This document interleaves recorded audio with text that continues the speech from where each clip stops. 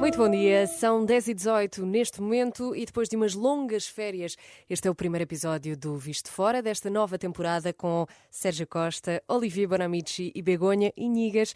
Bom dia a todos. Muito bom dia. Bom dia. Bom Muito dia. bom dia. Bom regresso. Então, como é que foram essas férias?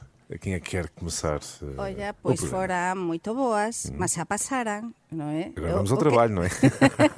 Estamos a postos aqui para recomeçar no Visto de Mas Fora, pelo menos mas deu para foram muito descansar. boas. Deu para descansar. Sim, Olivier, sim. deu para descansar, recuperar energias para arrancar uma Eu nova estou temporada. eu estou ainda de férias. Não sei se estou a entender, não é?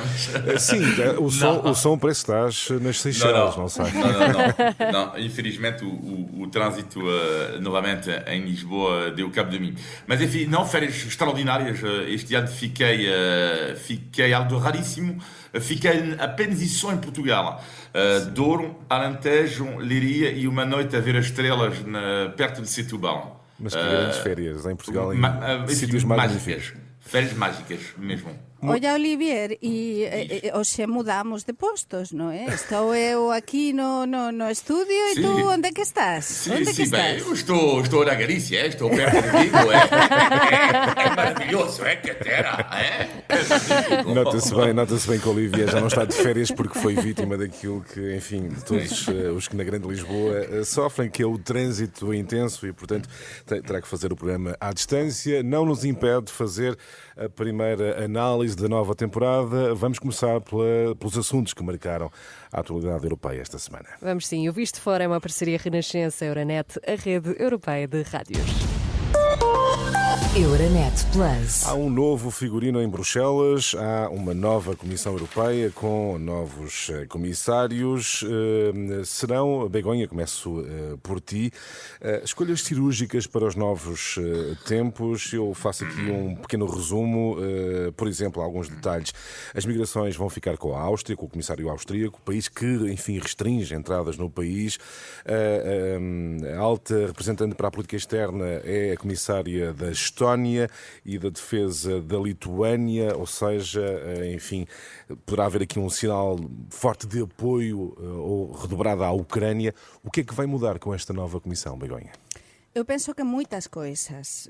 Para começar, temos de lembrar cá e destacar que tanto Espanha como Portugal e Espanha vão ter um peso importante nesta nova comissão e nesta Espanha nova... tem uma vice-presidência. Exatamente, que é a Teresa Rivera, que até agora era a vice-presidenta terceira do governo espanhol, e então foi uma escolha... Ela esperava-se que ia ter um cargo importante em Bruxelas, mas não deixou de ser surpresa esta vicepresidência, não? Este poder, este peso político e uma vitória, logicamente, para Pedro Sánchez. E depois, claro que sim, María Luisa Albuquerque, que vai ter esse peso e toda essa competência na Europa, em Bruxelas, e que foi também, eu penso, que uma vitória de Portugal, além também, logicamente, o peso que vai ter o próprio António Costa, não é? Como assim? Queres detalhar esse... Não, eu penso que vai mudar muito, porque os países mais pequenos vão ter, por exemplo, o que estavas a dizer da Estónia, não é? Sim. No caso, por exemplo, da política externa e demais, mas depois para os temas financeiros, o caso também de María Luisa Albuquerque, ou no caso, por exemplo, da vicepresidência, que vai ser a segunda, o segundo poder, digamos, da Comissão Europeia por trás de Ursula von der Leyen, vai ser espanhol, e eu penso que vai mudar algumas coisas, e a Ursula von der Leyen teve de fazer um jogo de cintura, também, lá, para tentar equilibrar diferentes partidos, sensibilidades e partidos dentro do que son, entre aspas, os partidos do eixo central, non é? Socialistas, socialdemócratas, máis de centro-direita, non é? Certo. Isto é interesante. Achas que há aí um equilíbrio? Eu já voltarei a ti para falar em concreto de María Luisa Albuquerque, mas faço também um pedido de primeira análise ao Olivier sobre o novo figurino em Bruxelas, da nova Comissão Europeia. Haverá, de facto, aí uma mudança substancial nos próximos tempos na gestão da União Europeia, Olivier? Isso, vamos ver, eu acho que é um pouco cedo para dizer isto. Primeiro ponto, eu diria, não é para dar os parabéns, é o contrário, não é? A Ursula von der Leyen esqueceu-se do que é paridade. Portanto, isto é mais um problema para mim. Agora, a questão aqui que achei super interessante, eu diria, é a nomeação de duas pessoas em particular. Nomeadamente Teresa Ribeiro, porque, de facto, o que é interessante do perfil da política espanhola é que ela é uma ambientalista conhecida e o facto de ter nomeado, na minha opinião, Teresa Ribeiro faz com que Ursula von der Leyen dá um sinal que o Green Deal, o Pacto Verde, não morreu. Não morreu. Sim, para perceber, Olivia, Teresa Ribeira vai gerir a transição energética. Sim, exatamente. A transição ecológica. E o facto de ter nomeado Teresa Ribeiro é um sinal para Ursula von der Leyen, o Pacto Verde, o Green Deal, ainda não morreu. Isto para mim é o primeiro ponto importante. E o segundo ponto para mim importante é a nomeação de Raffaele Fitto, italiano, da extrema-direita, do governo de Meloni.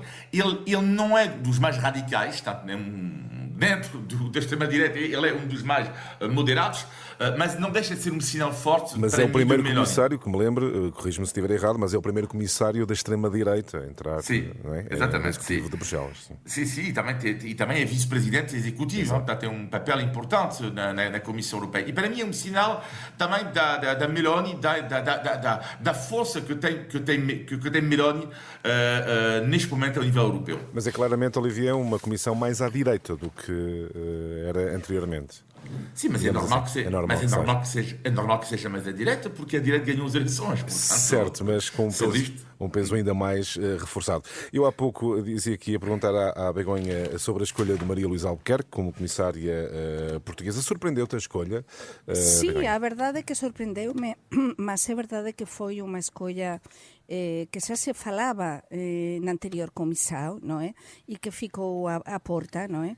E neste caso eu acho que é unha muller que ten un prestixio tamén en Europa. Temos de lembrar unha coisa, que ás veces os políticos há políticos que xa ben nacional non teñen moito prestixio, mas depois a nivel europeo teñen ese prestixio. É o caso da Teresa Ribera, por exemplo, en España, ela non tiña moito prestixio, foi mesmo moito criticada, moito, e agora vai ser vicepresidenta da Comisión Europea. Con grande peso, como explicou Olivier. Neste caso da María Luís é unha vitoria, e é unha vitoria de Portugal, porque Portugal tamén cando negocia non pensa nos partidos, moitas veces. Pensa tamén nas persoas. É verdade que o goberno portugués, neste caso, é un goberno de centro-direita, e a María Luís Albuquerque é de centro-direita.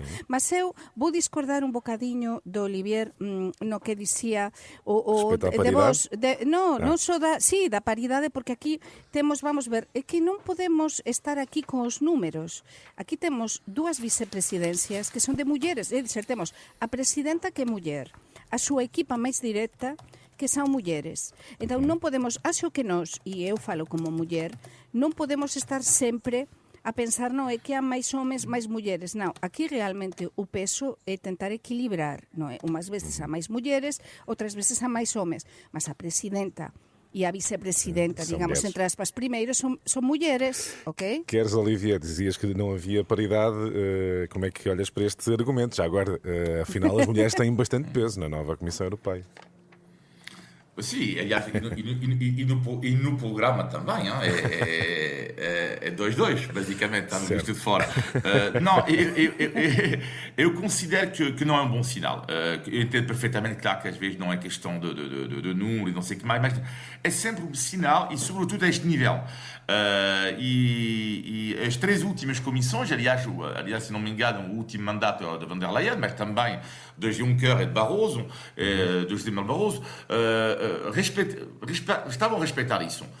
E eu acho que não é, para mim nunca é um bom sinal quando a este nível não se aplica isto. Mas muito bem. Muito rapidamente, Olivier, para terminarmos este capítulo da nova Comissão, também te pergunto se surpreendeu a escolha de Maria Luís Albuquerque. Não, porque foi um dos rostos da Troika, por assim dizer, não é? Trabalhou com instituições europeias, ela tem grande conhecimento técnico e também tem experiência no setor privado financeiro. E, portanto, a partir daí, essa escolha, para mim, uma escolha certa, lógica. Agora, se vai ser uma boa comissária europeia, isto já é outra história. Teremos que aguardar pelo desempenho de Maria Luísa Albuquerque, a comissária portuguesa no novo Executivo Comunitário. Avançamos para um tema que, claro, continua a ser inevitável, que é a guerra na Ucrânia. Volodymyr Zelensky diz ter um plano para resolver o conflito, para a vitória. Não está esclarecido qual será esse plano que já houve vários planos de paz. Mas como é que tu antecipas os próximos tempos do conflito na Ucrânia, Begonha? Que sinais é que estão a surgir relativamente ao conflito? Están a surgir moitos artigos na imprensa nas últimas semanas a falar xa dun plano de paz, a falar dese plano de paz cada vez máis perto. É verdade que a Ursula von der Leyen está precisamente hoxe en Kiev. Ontem, precisamente, cando se despediu o presidente, o máximo responsável da NATO, tamén falou dese desexo do fin da guerra na Ucrania, non é? Acho que nos esperan uns meses difíceis e da parte da Ucrania, se non há máis axuda nosa, da Europa, acho que ainda vai ser mais difícil. Porque isso faz-me voltar ao novo Executivo da Comissão Europeia, porque tem países como a Lituânia, como diz a Estónia, com a defesa e com a política externa, pode ser um sinal de reforçado apoio à Ucrânia. Eu sim que vim, não queria avançar muito, mas sí que vim isto, porque vamos a esperar a que eles comecem realmente a trabalhar, não é, o novo Executivo, mas sí que é um sinal claro de que algo pode, o fin, pelo menos é a esperanza que todos temos, pode estar máis perto, mas a mí é algo que me preocupa moito, que noticias que saían nos últimos días na imprensa internacional relativamente a que a Ucrania perdeu, precisamente foran bombardeadas grande parte de todas as unidades eléctricas, e que a Ucrania perdeu prácticamente 2/3 do seu potencial enerxético, non é? E entón cada vez está máis dependente do exterior. Iso, cando comenzar o outono e o inverno, que vai ser xa nesa zona, é perigoso tamén para a propia Ucrania. E depois, outra coisa que dixo o máximo responsável da NATO, saínte, e recoñeceu como se teria de ter axuda da Ucrania, que foi un erro non ter axudado antes a Ucrania, non ter previsto isto, o que a invasão da Ucrânia com antecedencia, e non ter dado a Ucrânia os elementos, a defensa, se calhar o armamento necesario e o apoio para tentar evitar este cenário. Olivia, como é que tu antecipas os próximos tempos relativamente ao conflito na Ucrânia? Mais um plano, não se conhece ainda muito bem quais são as intenções de Volodymyr Zelensky, mas o que é que poderá surgir, se é que é possível antecipar? Eu acho que ele, o facto de dizer que é um plano para a vitória, se calhar é um pouco exagerado, mas eu acho que há uma ideia que eu acho que há um pequeno indício, que é o que aconteceu no início do mês de agosto, quando de forma surpreendente houve esta pequena invasão da Ucrânia no território russo. E isto, Zelensky chegou a dizer depois, não é, até recentemente, que concluir a guerra é uma necessidade para ele, enquanto não é uma necessidade para, neste momento, para Vladimir Putin. Ou seja, a Ucrânia receia uma guerra sem fim. E o que é que pode acontecer? É que, acho eu, Zelensky tem a vontade agora de convencer absolutamente os ocidentais, não é? De poder usar as armas no território russo em profundidade para depois eventualmente obrigar Vladimir Putin a negociar. Eu acho que é exatamente esta e haverá essa disponibilidade de Putin para negociar? Será que Putin se disponibiliza para... Eu acho muito difícil. Para mim o principal problema é esse, que Putin non cede, non dá o seu braço a torcer, é un homem perigoso, como temos dito tantas veces cá, é un animal tamén da guerra, non é? É militar, e trabalhou nos serviços secretos. E vai ser muito difícil vai ser, convencê-lo muito a negociar. difícil, e non sabemos o plano que ele ten, porque precisamente como non existe unha democracia ou democracia como tal na Rusia, há moito escurantismo e há moita informação que desconhecemos. Claro. Olivier, faço a mesma pergunta, se via aí algum otimismo na estratégia de tentar forçar Vladimir Putin a negociar, se acreditas de facto que o presidente russo está disponível para essa negociação? Neste momento concordo, neste momento é complicado, quase impossível convencer Vladimir Putin. Agora a grande questão é que vamos ter eleições nos Estados Unidos em breve, e a ideia é sempre a mesma, é tentar convencer Vladimir Putin que afinal ele também sai um pouco vencedor desta guerra. Então aí é no plano diplomático, não é? Sim, exatamente, mas isto eu acho que será uma das chaves, porque neste momento a opinião pública russa continua a apoiar a maioria Vladimir Putin. A grande questão é que se de facto a Rússia viver ainda mais na pele à guerra, será que a opinião pública russa não vai exercer mais pressão para esta guerra acabar? Eu acho que é essa jogada que vai tentar fazer também Zelensky para colocar alguma pressão sobre Vladimir Putin em relação ao seu próprio povo. Muito bem. Olivier, eu continuo contigo porque vamos mudar de tema, mas vamos falar de França. A França que tem um primeiro-ministro, um novo primeiro-ministro, mas ainda não tem um governo formado. Antes de mais, pergunto se te surpreendeu a escolha de Michel Barnier para assumir a chefia do governo e se, do teu ponto de vista, a instabilidade em França, a instabilidade política, está mesmo para durar. Vai ser um governo muito frágil, porque não tem, e longe disso, uma maioria absoluta, e vou tentar explicar mais ou menos para as pessoas em casa entenderem o que acontece, que é muito surpreendente em França, comparar com Portugal. Bom, porque existe uma comparação possível, que é quando, em 2015, Passos Coelho fica no primeiro lugar, não é, das eleições, e afinal depois tivemos, toda a gente se recorda, a geringonça de António Costa. Bom, o que é que acontece em França? Na segunda volta das eleições, não é, a esquerda, a coligação da esquerda ganha, fica no primeiro lugar pelo menos. Bom, só que há uma dificuldade que é, um pouco como Passos Coelho em 2015, se Emmanuel Macron tivesse escolhido alguém desta coligação, com certeza teria havido uma censura, uma rejeição, como aliás aconteceu com Passos Coelho. Isto é democracia. A democracia é: ok, tu estás no primeiro lugar, tudo bem, tu és chamado para governar, mas se tu não tens a maioria, não consegues governar, é a democracia. E depois vão chamar o segundo. Bom, para mim não vejo nada de chocante, nada. O problema aqui, no caso do Macron, é que ele nem tentou nomear alguém da esquerda, que eu acho que ele devia ter feito isto. E depois, sim, teria havido uma moção de censura, logicamente. Agora, o que é que acontece? É que temos um primeiro-ministro em França de direita conservador, direita conservadora também, do Partido dos Republicanos, mas que só representa 7% dos votos. Isto é que é a loucura das loucuras, que é uma espécie de geringonça ultra estranha, porque neste caso nem se trata de um partido que ficou no segundo lugar, como Portugal. Porque António Costa conseguiu na casa dos 30-35% em 2015. Portanto, não achas que é comparável? Não é comparável à geringonça? Não é isso, mas é surpreendente. Ou seja, este partido que fez 7% dos votos vai governar a França, mas lá está, porque estamos em países democráticos, onde o mais importante hoje em dia, e isso vai acontecer cada vez mais, é que às vezes são pequenos partidos que o governam, porque eles conseguem, conseguem alianças, basicamente.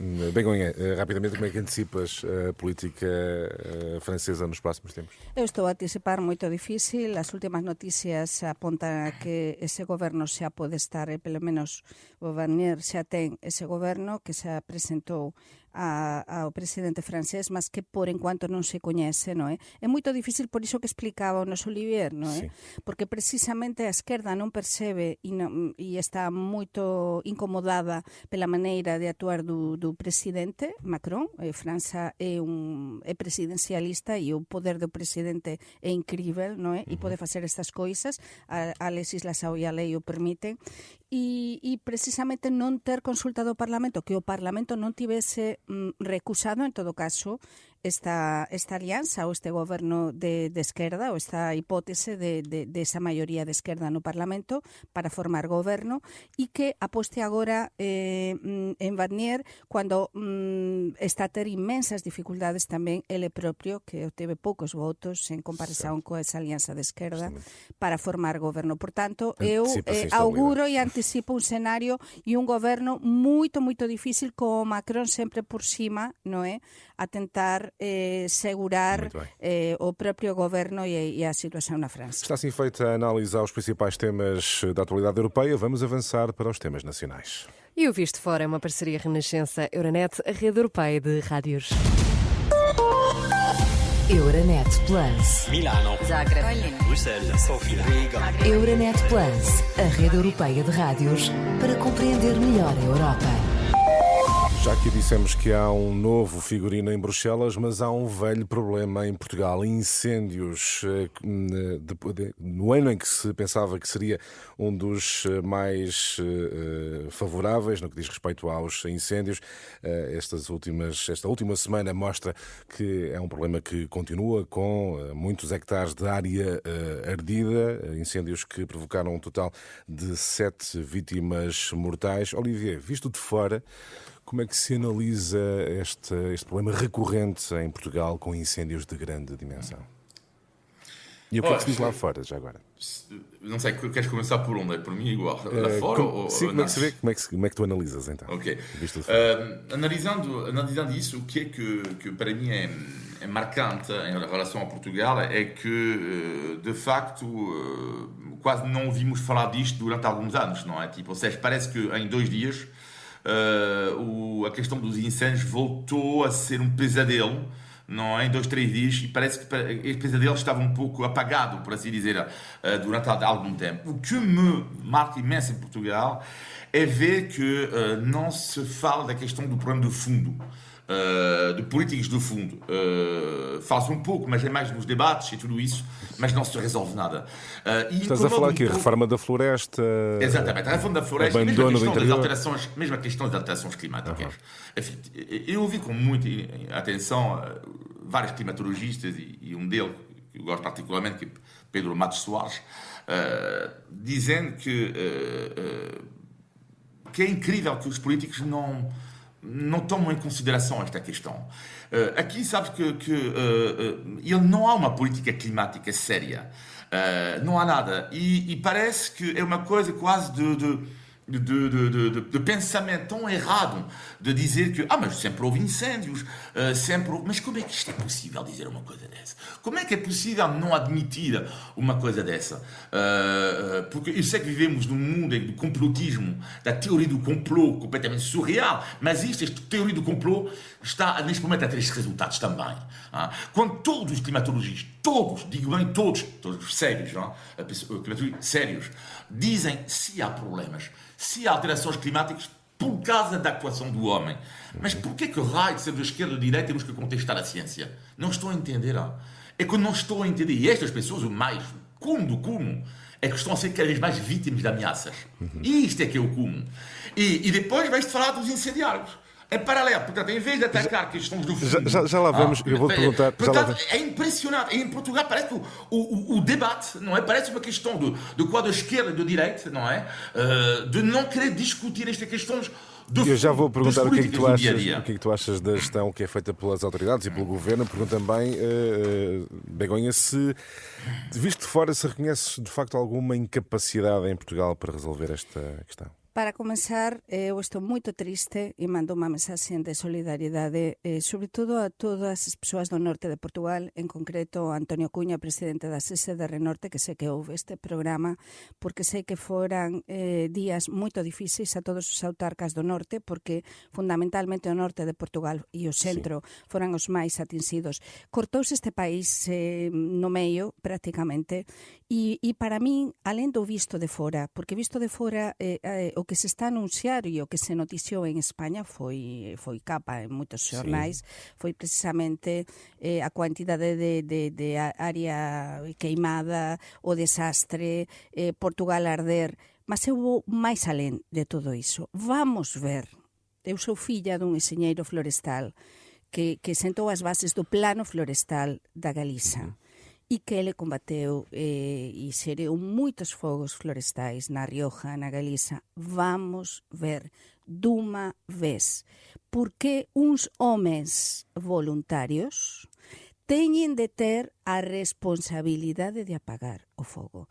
Porque dunha vez non se profesionaliza como se ten de profesionalizar. Consideras que é um problema em Portugal?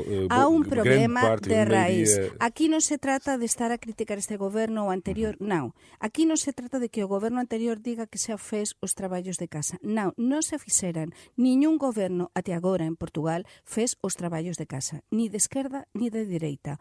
É moito difícil serie. Primeiro, custa moito diñeiro o combate ao fogo. Aquí há unha estrutura montada, coitados dos bombeiros que están a perder vidas, e aquí parece que como morreran 7 e nos anteriores fogos de 2017 que eu acompañei como correspondente no terreno, morreran inmensas persoas, parece que isto non é tan grave, é gravísimo, autoestradas paradas días e días. Há unha incapacidade, sim, há unha incapacidade. Tense de pegar no problema e apañar o touro pelos cornos. Sim. Sinao este país non ten solución e depois non podemos ollar para outro lado e pensar que non vai voltar a acontecer. En cuanto a condições climatéricas difíceis, en cuanto a, primeiro, o centro de Portugal ten unha orografía, que non se fala moito diso, mas exteriormente sí que se fala na España, moito difícil, porque até a unidade da UME, que foi moito boa da España, da unidade militar de emerxencias, que son profesionais excelentes, están a recoñecer e estiveran no terreno, nomeadamente no centro de Portugal, a combatir o fogo e a axudar, dixeran a dificultade orográfica. Se non houver unha ordenação do território como deve ser, vai continuar a acontecer. Olivia, pegando em tudo isto, como é que tu olhas para a forma como as autoridades, e em particular o governo português, geriu toda esta situação? O governo português está-se a perceber que assim não é assim tão fácil, não é como estava a dizer quando estava na oposição, mas isto é política, é assim para mim pior, mas isto acontece a qualquer partido político, não é? Que eu sei que quando estou na oposição dizem que é uma vergonha. Uma das análises imediatas é falar de eventuais interesses associados aos incêndios. Foi das primeiras ideias que surgiram. Sim, mas pelos vistos não há prova nenhuma, não é? Não, o que é que eu refiro a questão dos incendiários, que eu acho que é uma questão bastante populista neste caso, que é, se é dizer que os incendiários têm que ser condenados muito mais, tudo isso, acho eu que ninguém discorda disso. Não sei, ninguém discorda disso. Claro.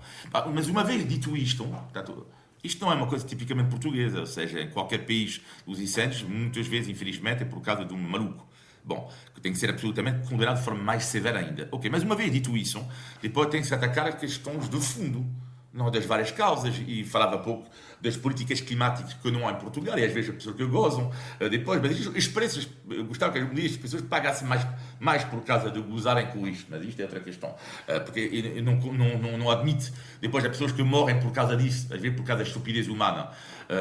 E Begonha falava disto, da sua homenagem, e também queria homenagear aqui as pessoas que perdem a sua vida por causa das chamas. E posso dizer uma coisa, é que lá fora, se há uma coisa que é surpreendente lá fora em relação a Portugal, é exatamente isso, que é o incêndio há em todo lado. Isto não exatamente. Portugal tem. Agora, o que é inacreditável em Portugal é o balanço humano. É super pesado. Ou seja, pronto, nem me refiro aos 60. Que parece que nos habituamos a que morram pessoas. Seja assim dramático. E não pode ser. Exatamente, não, concordo plenamente. Parece haver um conformismo a isso. Exatamente. Eu ouvi algum analista, não me lembro onde que foi, a dizer, pronto, desta vez não morreram tantos. Mas que é isso? Aquí este é un problema moito complexo. Eu falo con algo de coñecemento de causa pela miña propia historia familiar, non é?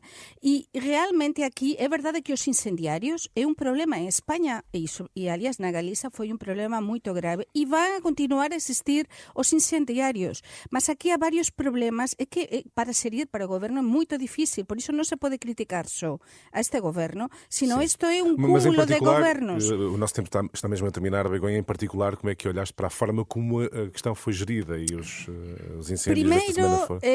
Primeiro eu acho que tentaran xerir para que fora o propio primeiro primeiro-ministro a coordinar, digamos, a ser o portavoz, non é, para evitar os problemas que aconteceran en 2017, lembrense, da ex-ministra de Administración Interna, que foi un desastre en termos de comunicación, ela no terreno, tentaran que a ministra de Administración Interna, eu acho que isto foi unha coisa totalmente pactada, non é?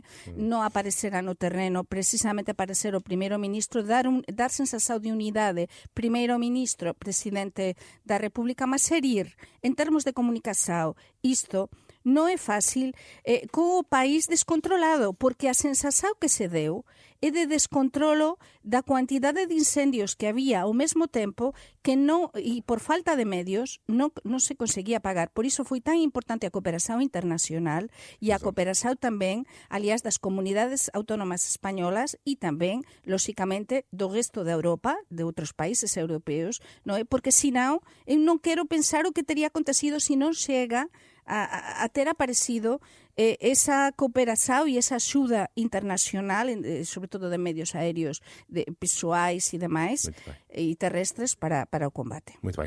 Para suavizar este programa, porque de facto esta semana em Portugal foi muito dramática, vamos avançar para aquele momento em que nós testamos os vossos conhecimentos sobre Portugal. O índice de Tugalidade, vamos lá. Portugal! Índice de Tugalidade. Cara Begonha, caro Olivier, que saudades deste momento. Acabámos de ouvir aqui, precisamente há uns segundos, um dos símbolos mais conhecidos do nosso país, que é o mítico galo, o galo de Barcelos. E a minha pergunta é, porquê um galo e não um ganso, um pombo ou outro animal qualquer? Vamos? Porque un galo. Porquê que é um galo? Porque o galo era moito típico da zona de Barcelos, do norte, da zona do Miño, e entón isto é unha lenda, non é? A lenda do galo de Barcelos, como acontece en Santo Domingo de la Calzada con unha galiña. Neste caso, o galo fez algo importante, se callar, un milagre ou algo así, non sei, descoñezo con detalles a lenda, mas estas lendas costuman ser parecidas en todos mas lados. Mas olha que temos aqui um bom palpite, Begonha. Olivier, tens algum palpite teu? Não tem palpite melhor do que isso, exceto o facto do galo no forno ser muito melhor do que o galo melhor é um bom polo, não? Que dizemos na Galiza, um bom frango. Um franguinho, é? Não, o galo é extraordinário. Me diz. Vamos então à lenda do galo de Barcelos. E a lenda conta que certo dia apareceu em Barcelos um galego suspeito e com ele uns crimes aconteciam ao mesmo tempo. Apesar do galego dizer, eu sou inocente, eu vou só a caminho de Santiago cumprir uma promessa. Naquela altura, as coisas eram mais complicadas e o senhor foi condenado à forca. Ai, galegos. Levaram o galego ao juiz que o ia condenar e o juiz estava em casa com os amigos à mesa, pronto para fazer justiça. O galego chega e diz, eu sou inocente, acredita em mim. E mais uma vez ninguém acreditou, pobre coitado. Já desesperado, o galego olha para a mesa onde havia um galo assado, precisamente, e diz, é tão certo eu estar inocente como é certo esse galo cantar quando me enforcarem. Toda a gente se riu, toda a gente... Até à incrível surpresa, a mais inesperada que este país já tinha visto. Começaram a preparar a forca para o senhor e já estava quase naquele horrível momento, até que o galo, que já estava morto e cozinhado, se ergueu na mesa e cantou. O galego foi solto, em paz, e passado alguns anos voltou a Barcelos, fez erguer um monumento, o Cruzeiro do Senhor do Galo, e assim o Galo de Barcelos ficou conhecido. Que bom! Muito é bem, super muito parecido ao também ao milagre de Santo Domingo da Calzada, também caminho de Santiago, como Barcelos, onde neste caso era acusado un peregrino de ter abusado da filla da pousada e tamén a galiña, eu sou tan inocente como que a galiña vai cantar e a galiña cantou. Olha que coincidência. Obrigado pela história, mas pode acabar com a música, que já é insuportável. A música. Não, deixa-me aqui. insuportável, a sério. Mas temos Quando que não há elogiar. música de elevador, há uma outra música atroz. O Olivier está a ser mal feitio. Sim. Não, mas a história é gira, mas eu pensava que o dia da tugalidade ia ser quanto dinheiro no jogo Mas da atenção, mala. estiveram os dois Quanto próximos. dinheiro há no jogo da mala? Mas Teresa, estiveram os dois próximos, porque a Begonha falou de um milagre, portanto é lenda, não é? De uma lenda, e o Olivier falou do galo no forno, portanto É também verdade. ia ser consumido. Por Portanto, isso, foi o índice de tugalidade. Índice de tugalidade. E agora vamos saber o negativo e o positivo da vossa última semana. Começamos com o negativo e contigo, Begonha. Como eu sou quase portuguesa, não é? De feito, na Galiza chama-me moitas veces portuguesa. Para mí o negativo foran, lóxicamente, os incendios. Além de outras moitas noticias negativas que aconteceran en Portugal e que non podemos esquecer, mas neste caso é que non há drama maior que ver que ano tras ano ou cada certo tempo acontecen este tipo de situacións dramáticas e temos neste caso un país prácticamente a arder e a non se poder controlar logísticamente. Entón, para mí é que non há nada pior, non é? En este caso foi mesmo dramático. Muito bem. E o teu negativo, Olivier? Sim, peço desculpa, o meu será muito mais leve. Portanto, tem a ver com as minhas férias, o menos e o mais. No que diz respeito ao menos, e o negativo para mim das minhas férias é que em Portugal come-se demasiado bem. Ou seja, eu vou-vos contar. Demasiado. Não, mas é um problema grave. Grave. Deixa-me só. O que é que me aconteceu? Depois do Alentejo, do Douro e de Leiria e depois. Bom, eu voltei e depois, sabe o que é que me senti? E estou a falar assim, senti-me como um incrível Hulk da Marvel, que é quando eu pus uma camisola que eu tinha comprado, eu estou a falar sério, os botões, todos, digo bem, todos explodiram. E decidi entrar numa dieta, perdi, entretanto, 8, 9 quilos desde as minhas férias, porque eu tinha ultrapassado os 100 quilos. Não, mas espera aí, não, porque eu ultrapassei os 100 quilos, um pouco de falta de muito histerismo neste programa, mas estava a dizer, eu ultrapassei os 100 quilos nas férias, não é? E portanto, e vocês, só para terminar negativo, vocês não imaginam o meu sofrimento quando, no meu primeiro dia de dieta, após ter bebido bastante e comido ainda mais das férias, quando pela primeira vez juntei na minha varanda em Almada e apanhei uma alface, uma salada de atum com um copo de água fresca sem gás. Foi um momento de desespero absoluto. Meu Deus. O negativo não é comida, o negativo é o teu É a apetite. dieta. É o teu apetite. Sim. E o teu positivo da semana, Begonha? Olha, o positivo é estar de volta e o positivo é voltar a Portugal porque todo este ano vou estar, en principio, por aquí, non é? Começo unha nova etapa persoal e profesional. Agradezo todo o apoio recibido na miña como directora de comunicación da Eurorexao Galiza Norte de Portugal, dun lado e do outro da fronteira, mas é o momento de voltar a casa. E para min non há máis positivo que pensar que a miña casa é Lisboa, o di sempre, mas estou aquí de corazón cheio e de volta aquí a Lisboa. Bom Obrigada, regresso. Portugal, E por todo sucesso. o apoio que me dan sempre. Obrigada. Maravilhosa. Muito bem. E o teu positivo, Olivier? Então, o meu positivo dentro Gastronomia. das... Como? Não. Positivo que emagreciste. Não, exatamente, não. O positivo é dentro das paisagens incríveis que eu visitei nas férias. Eu posso dizer que eu nunca tinha feito, mas imagino que muitas pessoas em casa já fizeram. Eu nunca tinha feito a Estrada Nacional 222 do Douro. É muito bonita. Portanto, eu fiz do carro, porque não tenho paciência para passeios de barco. E então, fiz do carro e senti-me sinceramente James Bond. Não James Bond porque eu era mais um grande gorducho. Meu nome é grande gorducho. Eu era mais um grande gorducho no carro, não é? Mas foi um momento de magia, como os meus botões quase a explodirem a ver ali esta paisagem magnífica. Sinceramente, dá vontade de chorar, de alegria, de beleza. É de uma beleza, é a prova que Deus existe, mas no de ver o Douro, Douro magnífico. no Douro non se pode estar de dieta, No Douro co ese viño e esa comida. O Douro, Mas isso foi o que o ponto aconteceu, negativo é que o Douro deu-me vários quilos.